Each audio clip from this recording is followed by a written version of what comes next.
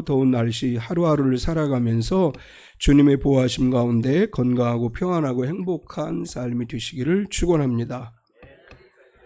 아멘. 오늘 주보에 있는 걸 읽어드리겠습니다. 염려를 이기는 지혜. 미국의 전국 복음주의 협회장이었던 허디슨 아마딩은 그리스도인과 믿지 않는 사람들의 가장 큰 차이는 염려하는가 염려하지 않는가라고 말했습니다. 예수님도 분명히 우리들에게 무슨 일에도 염려하지 말라라고 말씀하셨지만 연약한 우리는 매일 걱정을 안고 살아갑니다. 아모딩은 염려가 많은 그리스도인들을 위해 다음과 같이 염려를 이기는 5가지 지혜라는 글을 썼습니다. 첫째, 하나님은 우리의 모든 상황을 아신다. 둘째, 우리가 염려한다고 상황이 바뀌지는 않는다. 셋째, 우리의 염려만큼 일의 결과가 나쁜 경우는 매우 드물다. 넷째, 언제나 유쾌한 일만 일어날 수는 없다. 다섯째, 아무리 걱정을 해도 해결되거나 이루어지는 일은 없다. 성경에 나오는 수많은 믿음의 위인들도 염려를 계속 붙들고 있었다면 어떤 사역도 감당하지 못했을 것입니다. 내 앞에 거대한 산처럼 쌓인 문제들을 나는 해결할 수 없지만 주님은 능히 하실 수 있습니다. 주님께 모든 것을 맡기는 믿음이 있을 때 어떤 문제와 시련이 찾아와도 걱정하지 않고 평안 가운데 거할 수 있습니다. 나의 능력이 아닌 주님의 전능하심으로 문제를 해결한다고 우리의 생각을 바꿔야 합니다. 나를 사랑하고 돌봐주시는 주님을 믿음으로 산재한 모든 어려움과 염려를 버리십시오. 주님, 저를 돌보시는 주님께 믿음으로 모든 염려를 맡기게 하소서. 아멘. 오늘은 성경수 권사님 날인 것 같아요. 오전에 기도도 성 권사님이 하셨지, 오후에 말씀도 성 권사님이 나누실 거예요. 우리 권사님들을 대표해서 오늘 성 권사님 말씀 전하시는데 같이 많이 참여해서 은혜 받는 시간 되시기 바랍니다.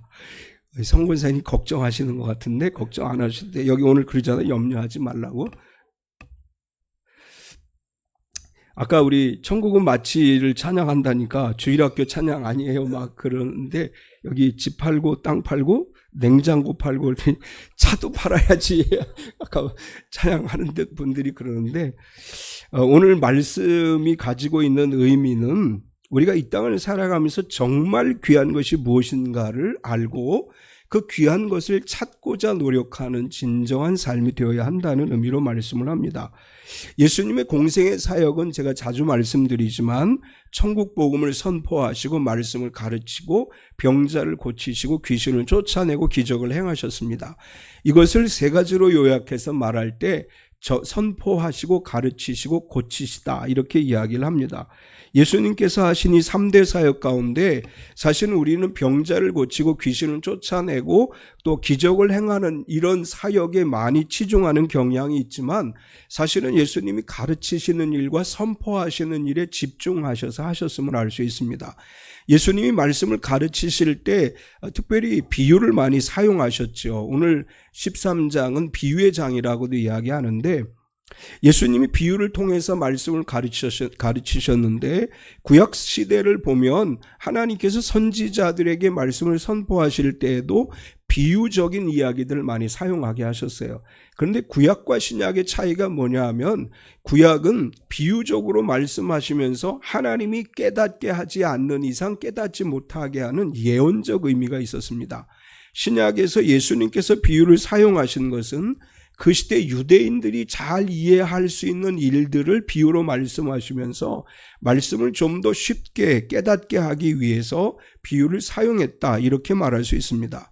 마태복음 13장 안에는 예수님이 천국에 대한 비유를 말씀하시는데 씨 뿌리는 자의 비유, 알곡과 가라지의 비유, 겨자씨와 누룩의 비유를 지나서 오늘 우리가 말씀을 살펴본 3가지 밭에 감추인 보아의 비유와 좋은 진주를 구하는 장사꾼의 비유 그리고 그물의 비유가 담겨 있습니다. 이 비유들은 천국이 어떤 곳이고 천국을 소유한 자의 삶이 어떠한지를 말씀하시는 그런 비유라고 할 수 있는데 그 중에서도 오늘 이 세 가지 비유는 감추인 보화, 값진 진주의 비유, 그리고 그물의 비유는 연속적으로 한 가지 의미를 우리에게 말씀해 주고 있습니다. 오늘 예수님이 말씀하신 이 세 비유를 통해서 하나님은 우리에게 한 가지 질문을 던져요. 너는 지금 무엇이 가장 좋은 것으로 생각하느냐? 너는 그것을 얻기 위해서 무엇을 포기했느냐? 이렇게 우리에게 질문을 합니다. 세상의 가치관으로 살아갈 때 우리는 지금 내 눈에 보이는 가장 좋은 것을 찾아서 헤맬 수밖에 없습니다. 그러나 세상의 가치관으로 지금 당장 눈에 좋은 것들을 찾아서 헤매는 것이 인생이라고 할 때 그것은 영원하지 않다고 하는 것입니다. 언젠가는 없어질 것이고 언젠가는 소멸되어질 것들입니다. 현대 사회가 굉장히 빠르게 발전하고 있죠. 그래서 이제 직업이라고 하는 것도 오래전에는 아주 귀한 직업이라고 여겨졌던 것이 지금은 없어진 직업들이 많고 앞으로도 없어질 직업들이 많다, 이렇게 이야기를 해요. 그리고 우리가 생각하고 있는 이 발달된 문명도 어느 순간이 되면 아무런 의미도 없이 사라져버리는 것이 될 수 있다. 이것이 미래학자들이 하는 이야기고 실제로 우리가 경험한 세상이라고 할 수 있습니다. 우리가 살아가는 이 세상에서 최고의 가치가 있다고 생각하는 것들이 어느 순간에 무가치한 것들이 될 수 있습니다.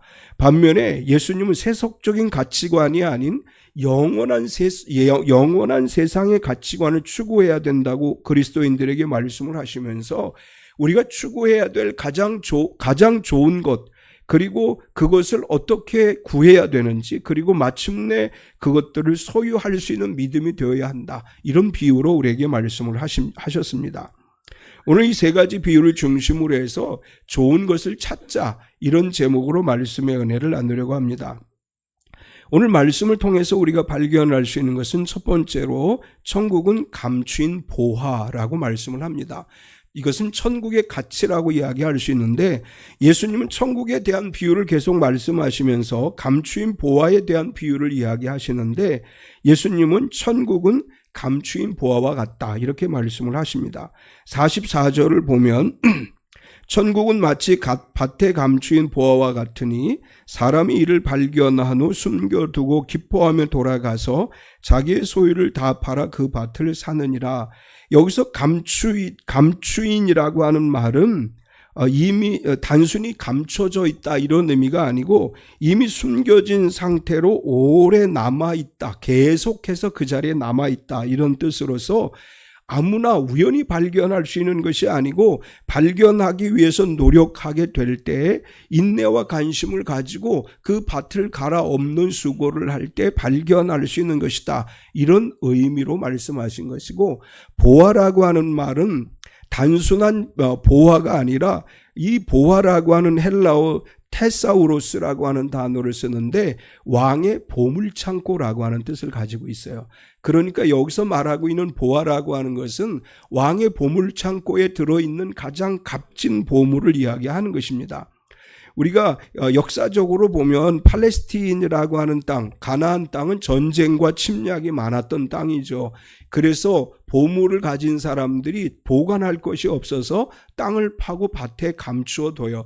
이제 자기 집에 이렇게 감추어 두면 외부의 침공을 받을 때 다 빼앗기기 때문에 자기 땅을 파서 그 안에다가 감추어 놓는 것이 일반적 현상이었다, 이렇게 이제 이야기를 합니다. 그런데 문제는 뭐냐 하면 감추어 놓은 사람이 죽거나 포로가 돼서 끌려가면 아무도 모른다는 거예요. 아무도 어디에 그것이 들어있는지 모른다. 그래서 감추인 보화라고 하는 것은 그 시대에 예수님이 살던 시대 일반 유대인들이 이해할 수 있는 언어로 이야기를 하면서 천국이라고 하는 것은 뭐냐? 밭에 감추인 보화와 같은 것이다. 겉으로 보기에는 그냥 밭인데 그 안에 무엇이 담겨져 있는지 아무도 모르지만 그 안에는 세상에서 비교할 수 없는 가장 값진 것들이 거기 감추어져 있다, 이렇게 말씀을 하십니다. 우리가 믿는 예수님과 예수님의 이름으로 구원을 받는다고 하는 것, 예수님의 십자가로 말미암아 우리가 하나님과 화목을 누린다고 하는 것은 세상의 가치로 따질 수 없는 귀한 것들이고 마치 밭에 감춰 있는 것과 같아서 세상적인 시각으로 보이면 아무것도 보이지 않아요. 우리 예수님 믿는다고 하는 거 세상 사람들이 볼 때 그것은 참 어리석고 무지한 일 같이 여겨질 수 있어요. 왜냐하면 이 밭에 감추어져 있는 보화를 보지 못했기 때문에 일요일 날 쉬지도 않고 교회를 가, 거기다가 헌금도 해, 그리고 봉사라는 것도 해. 아니, 그 사람들 미친 사람들 아니야? 이렇게 볼 수밖에 없어요. 감추어져 있는, 믿음 안에 감추어져 있는 구원의 진리를 발견하지 못했기 때문에 우리가 신앙생활 하는 것은 그저 세상 사람들이 볼 때 어리석은 것에 지나지 않는다. 그러나 밭에 감추인 보화를 발견한 사람은 기뻐할 수밖에 없다. 44절을 다시 보면 천국은 마치 밭에 감추인 보화와 같으니 사람이 이를 발견한 후 숨겨두고 기뻐하여 돌아가서, 보화를 발견한 사람의 반응은 기뻐하는 거죠. 사실 자기 밭이 아니에요. 이제 어떻게 남의 땅을 임대를 받아서 밭을 갈았거나 아니면 남의 밭에서 일을 하는 일꾼으로서 일을 하는 사람이었을 것입니다. 그런데 땅을 갈다가 땅을 파다가 거기서 보화를 발견했어요. 그때 그 기쁨이라고 하는 건 말로 형용할 수 없지요. 천국을 발견한 사람은 예수 그리스도가 나의 구세주이심을 믿고 그분으로 인해 내가 구원받았다는 믿음을 갖게 될 때 우리는 이 세상의 어떤 기쁨과도 비교할 수 없는 기쁨을 누리게 되는 것입니다. 예수님이 나의 구세주이심을 처음 우리가 믿었을 때, 깨달았을 때 내 안에 생각하지 못한 감사와 기쁨이 넘쳐나고 하나님 앞에 우리가 진실로 기뻐하는 삶을 살아갈 수 있다는 것을 우리가 알 수 있죠. 우리의 신앙은 의무감으로 억지로 하는 것이 아니라 이 기쁨을 갖는 신앙생활이 돼야 돼요. 보화를 발견하고 기뻐하듯이 예수 그리스도가 나의 구세주이심을 발견하고 그분의 은혜로 내가 구원받은 성도가 되었다고 하는 기쁨으로, 감사함으로 신앙생활하는 삶을, 기쁨으로 신앙생활하는 삶이 되어야 됩니다. 보화를 발견하는 사람은 기뻐할 뿐만 아니라 자신의 모든 소유를 팔아서 그 밭을 삽니다. 44절 뒷부분에 보면 돌아가서 자기의 소유를 다 팔아 그 밭을 사느니라. 보화를 발견하는 사람이 가장 먼저 해야 될 일은 그 밭을 소유하는 거지요. 그 밭에서 보물을 발견했다 할지라도 유대 랍비의 율법에 따르면 남의 밭에서 일을 하다가 보물을 발견하면 발견하고 그것을 파냈으면 보물의 주인은 밭의 주인이다, 이렇게 규정을 하고 있어요. 내가 땅을 파서 발견했어도 내게 아니라 그 밭의 주인의 것이 되기 때문에 이 보화를 발견한 사람은 제일 먼저 땅을 덮어야죠. 아무도 모르게 덮어야 돼요. 그리고 자기의 소유를 팔아서 그 밭을 자기 것으로 만들어야 돼요. 예수님은 이 비유에서 뭘 말씀하시느냐 하면 발견하는 것보다 더 중요한 것은 소유하는 것이다. 밭에 보화가 감추어져 있는 걸 발견하고 기뻐 춤추면 아무 의미가 없어요. 그걸 내 것으로 만들어야 돼요. 우리가 예수님을 믿으면 구원받는다고 하는 이 구원의 진리를 발견하는 것만 가지고는 아무런 역사도 일어나지 않아요. 그것을 내 믿음으로 만들고 내 신앙으로 만들어서 구원받은 성도로 살아가게 될 때 그것이 진정 내 것이 되는 것이고 그것이 가치 있고 그것이 귀한 일이다, 이렇게 말씀을 합니다. 두 번째는 좋은 것을 구해야 한다, 찾아야 한다고 하는 의미죠. 밭에 감추인 보화의 비유에 이어서 값진 진주를 구하는 장사의 비유를 말씀하시는데 이 비유를 통해서 예수님은 좋은 것을 구해야 한다, 이렇게 말씀을 합니다. 예수님 먼저 좋은 것을 찾는 열정을 가져야 한다, 이렇게 말씀을 하십니다. 45절을 보면 또 천국은 마치 좋은 진주를 구하는 장사와 같으니, 구하다라고 하는 말은 지속적으로 탐구하다라고 하는 말이에요. 찾다가 많은 것이 아니라 찾을 때까지 찾는 것을 이야기하는 것으로서 당시의 이 진주라고 하는 것은 이 페르시아 만과 인도양 등지에서 채취한 것들이 고가의 진주로 여겨졌고, 당시만 해도 부자가 아니고서는 페르시아나 인도양에서 추출되는 진주를 소유할 수가 없었다고 합니다. 그래서 이 진주, 값진 진주라고 하는 것은 아무나 가질 수 없는 좋은 진주를 의미하는 것이고, 성경에서 진주는 이제 고결함을 상징하는 것으로 많이 사용이 되어지고 있습니다. 이 장사꾼이라고 하는 사람은 이 진주에 대해서 잘 아는 사람이었고 이 사람에게 있어서 평생 한 번 찾을까 말까 한 것이었다라고 하는 것이고, 이제 이 사람은 자기의 모든 것을 걸고 이것을 찾으려고 노력을 했다. 천국은 두 가지 비유 중에서 이렇게 말씀하죠. 우연히 발견하는 사람도 있어요. 땅을 팠더니 거기 보물이 있는 것을 발견한 사람도 있어요. 그러나 간절히 찾고 찾는 자가 또 발견하기도 해요. 이 두 비유는 서로 다른 것 같지만 동일한 결론을 이야기합니다. 천국의 가치라고 하는 것은 그것을 깨닫는 자에게 있어서는 모든 것을 내어놓을 만큼의 가치가 있는 것이다. 그래서 이 좋은 진주를 발견한 사람은 내 것을 포기한다, 이렇게 말씀을 하셔요. 46절을 보면 극히 값진 진주 하나를 발견하며 가서 자기의 소유를 다 팔아 그 진주를 사느니라. 극히 값진 진주라는 건 단지 좋은 진주가 아니라 가장 귀한 진주라고 하는 것이고, 하나라고 하는 단어는 여러 개 중에 하나라는 뜻이 아니고 오직 하나라고 하는 뜻이에요.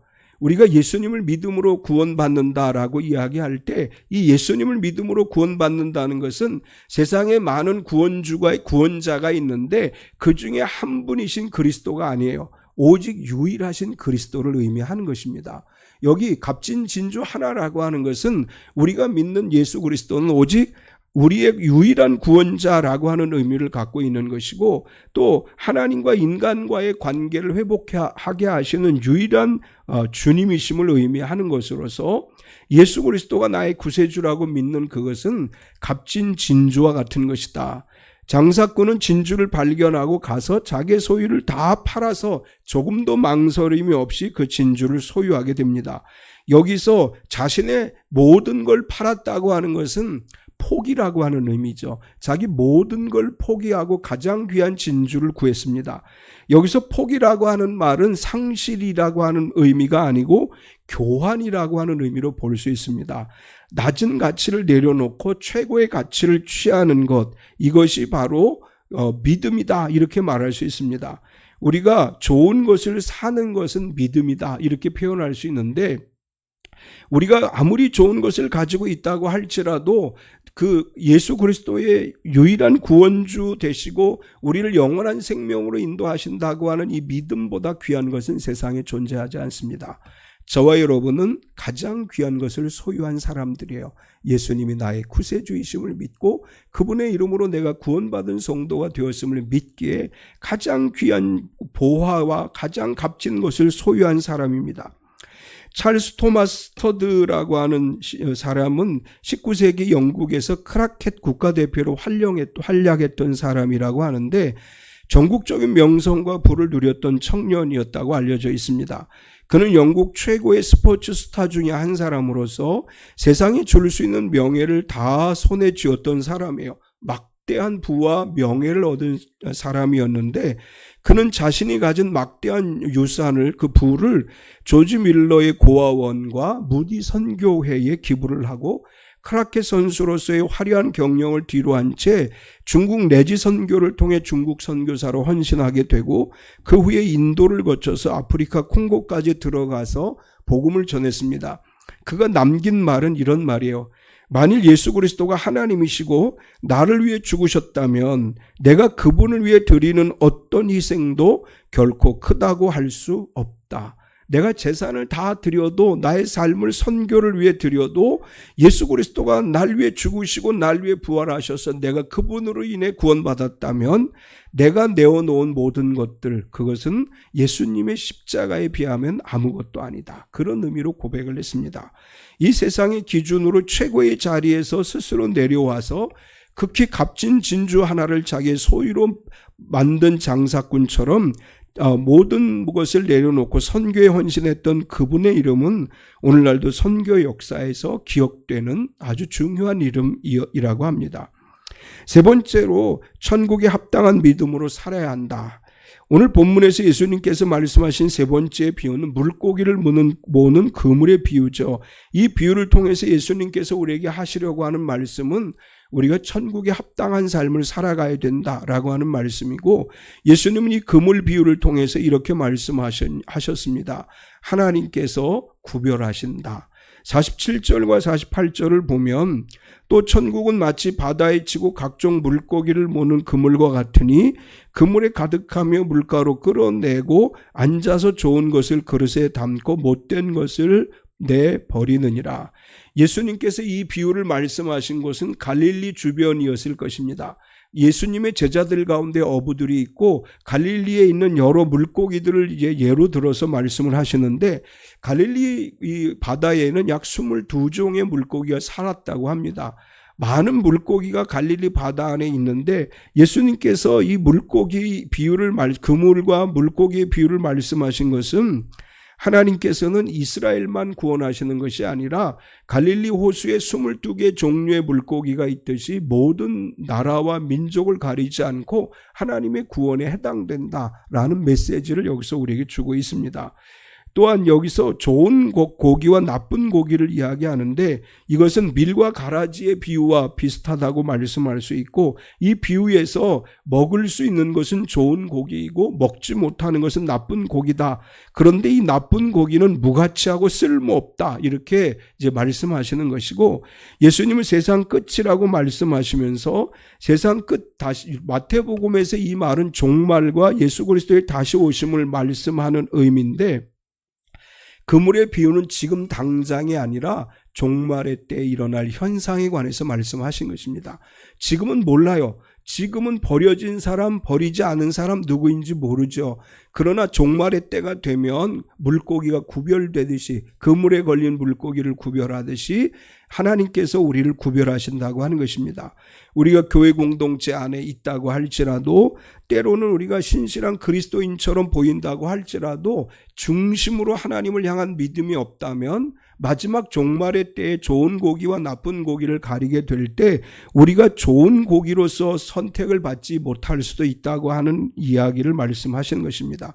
우리는 끊임없이 좋은 고기로 주님 오시는 날을 기다리는 성도가 되어야 됩니다. 마지막 날까지, 내 생에 다하는 날까지, 주님 다시 오시는 그날까지 우리는 믿음으로 살고 언제나 하나님 앞에 신실한 그리스도인으로 살아가야 되고, 그래서 우리는 하나님의 그릇에 담겨야 합니다. 48절을 다시 보면 그물에 가득함에 물가로 끌어내고 앉아서 좋은 것은 그릇에 담고 못된 것은 내버리느니라. 그물에 걸린 물고기는 물가에 버리든지 아니면 그릇에 담든지 두 가지 중에 하나인데, 쓸만한 물고기, 좋은 물고기, 먹을 만한 물고기는 그릇에 담아서 보존하는 반면에 쓸모없는 물고기들은 버려지게 된다. 마지막 때 예수 그리스도가 다시 오실 때 마지막 때 백보자 심판, 흰보자 심판이라고 얘기하는데, 마지막 때 심판대 앞에 우리 다 서게 될 거예요. 우리가 다 주님의 심판대 앞에 섰을 때 좋은 고기처럼 그릇에 담겨지는 믿음의 성도가 되어야 될 줄 믿습니다. 우리가 좋은 고기와 같이 주님의 그릇에 담겨지게 될 때 그분과 더불어 영원한 천국에서 영원히 살아가게 될 것이고, 마지막 때 좋은 물고기가 아닌 그릇에 담겨지지 못한 물고기들은 다 버려질 것이라고 말씀을 해요. 우리가 믿음으로 살아가되 좋은 고기, 마지막 때 주님 앞에 섰을 때 의롭다 인정을 받고 천국을 소유하는 믿음의 삶을 살아가야 될 줄 믿습니다. 그물의 비유를 말씀하시면서 그 결과에 대해서 49절에서 50절에 이렇게 말씀을 해요. 세상 끝에도 이러하리라. 천사들이 와서 의인 중에서 악인들을 갈라내어 풀무불에 던져 넣으리니 거기서 울며 이를 갈리라. 마지막으로 새 것과 옛 것을 곳간에서 내온다, 이렇게 말씀을 하십니다. 51절과 52절을 보면 우리 같이 읽겠습니다. 이 모든 것을 깨달았느냐 하시니 대답하되 그러하오이다. 예수께서 이르시되 그러므로 천국의 제자된 서기관마다 마치 새 것과 옛 것을 그 곳간에서 내오는 집주인과 같으니라. 아멘. 여기서 깨달은 사람들은 어떻게 해야 되느냐?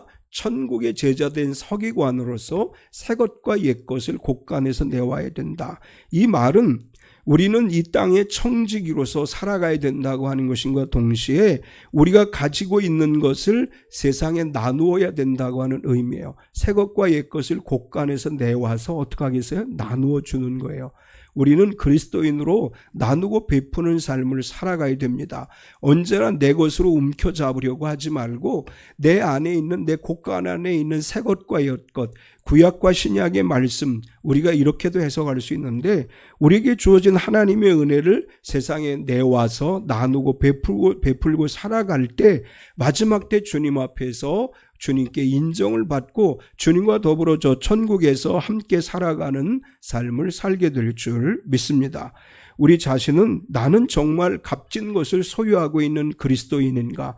나는 이 값진 것을 얻기 위해서 무엇을 포기했는가를 다시 돌아보면서 항상 말씀을 통해서 세상에서 값지고 가장 가치 있는 보화를 발견하고 기쁨으로 모든 것을 내려놓고 그것을 내 것으로 삼을 수 있는 믿음의 결단을 하고 언제나 세상을 향해 나누고 베풀며 살아가는 참빛교회 모든 성도가 되시기를 축원합니다.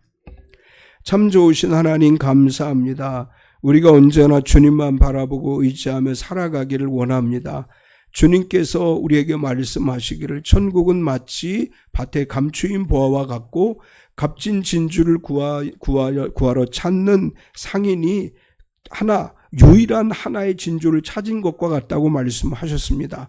우리가 믿는 예수 그리스도는 이 세상의 그 어떤 것보다 값진 것이고 우리가 믿는 믿음은 오직 유일한 구원자이신 예수님이심을 믿습니다. 세상에 그 어떤 다른 이름도 우리에게 주신 일이 없고 오직 예수 그리스도만이 우리의 구원의 유일한 이름이라고 하는 것을 믿고 주님 안에서 영원한 생명을 얻은 구원받은 성도로 살아가게 하여 주시되 새 것과 옛 것을 내어오는 청지기로서 세상을 향해 끊임없이 나누고 베풀며 살아가는 믿음의 삶이 되게 하여 주시옵소서. 사랑하는 우리 참비 성도들 가족들 모두가 이 무더위 속에 건강하게 주님이 주시는 평안을 누리며 주님 안에서 행복한 삶을 살아가는 이 여름이 되게 하여 주시옵소서. 예수님의 이름으로 기도드리옵나이다. 아멘. 우리 다 일어서서 시편 20편 5절 두 번 부르겠습니다.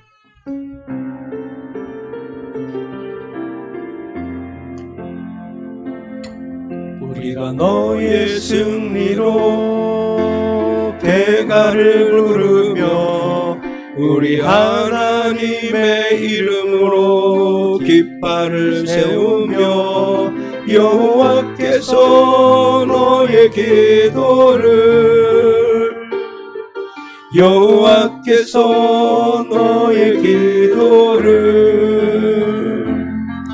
여호와께서 내가 하는 모든 간구를 이루어 주시기를 원하노라.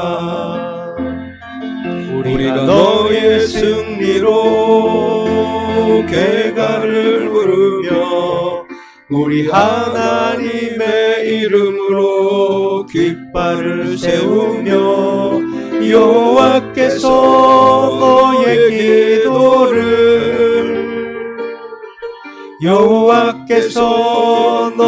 기도를 여호와께서 내가 하는 모든 간구를 이루어 주시기를 원하노라. 아멘. 황정복 장로님 나오셔서 표제창 하시겠습니다.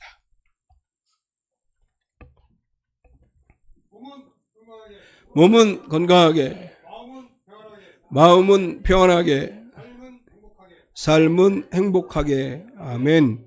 사랑하는 참빛 성도 여러분, 우리는 세상에서 가장 값진 것을 소유한 사람들입니다.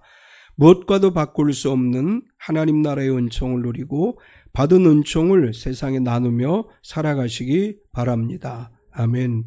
여호와는 내게 복을 주시고 너를 지키시기를 원하며 여호와는 그의 얼굴을 내게 비추사 은혜 베푸시기를 원하며 여호와는 내게로 얼굴을 향하여 드사 평강 주시기를 원하노라. 아멘. 지금은 우리 주 예수 그리스도의 은혜와 독생자 예수님을 우리에게 보내주신 하나님 아버지의 지극하신 사랑하심과 성령님의 내주 충만하시며 교통하시는 은혜가 거룩하고 복된 날 주님 앞에 나와 기쁨으로 예배하고 말씀으로 은혜 받고 세상을 향해 나아가는 우리 모든 성도들 머리 위에와 그의 가정과 경영하는 사업체와 속해 있는 직장과 교회와 이 나라와 이 민족이 위에와 북한에 있는 우리 사랑하는 형제 자매들과 세계 곳곳에 흩어져 선교 사역을 감당하는 선교사들의 사역회와 주천 곳곳에서 핍박받는 모든 그리스도인들을 위해와 전쟁 가운데 평화를 위해 눈물로 기도하는 모든 성도들 머리 위에